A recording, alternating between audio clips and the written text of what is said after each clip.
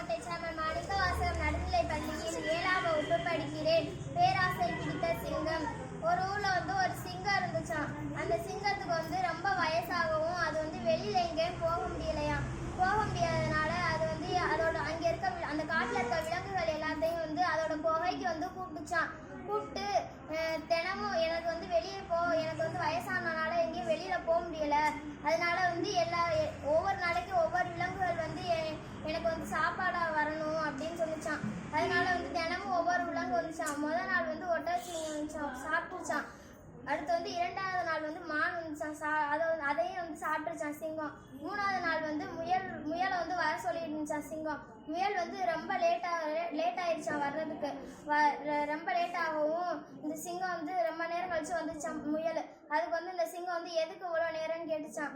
அதுக்கு இது முயல் ரொம்ப அவசரமா என்னை உடனே சாப்பிடு, டக்குன்னு சாப்பிடுன்னு ரொம்ப நேரம் சொல்லிக்கிட்டே இருந்துச்சான். அதுக்கு எதுக்கு இப்படி பதட்டப்படுற, நான் உன்னை சாப்பிட தானே போறேன் அப்படின்னு சிங்கம் கேட்கவும், இல்லை சிங்கராஜா, வர்ற வழியில உங்களை மாதிரியே ஒரு சிங்கத்தை பார்த்தேன். அது நான் உங்களை மாதிரியே என்னை சாப்பிட்றதுக்கு வந்துருச்சு அப்படின்னு சொல்ல, எங்கே இருக்கு அந்த சிங்கம், அந்த சிங்கத்தை நான் முதல்ல சாப்பிட்றேன் அப்படின்னு சொல்லிட்டு அந்த சிங்கம் முயலை அந்த இடத்துக்கு கூட்டிகிட்டு போக சொன்னிச்சான். அதோட முயல் ஒரு கிணத்துக்கு கூட்டிகிட்டு போனிச்சான்.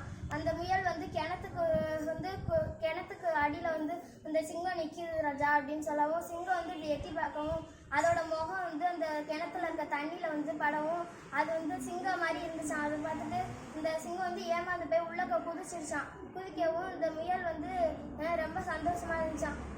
இது இப்படி ஏமாளித்தனமா இருக்குது இந்த சிங்கம் அப்படின்னு சொல்லவும், எல்லா விலங்குகளும் சிங்கத்தை முயலை ரொம்ப பாராட்டுச்சுலாம்.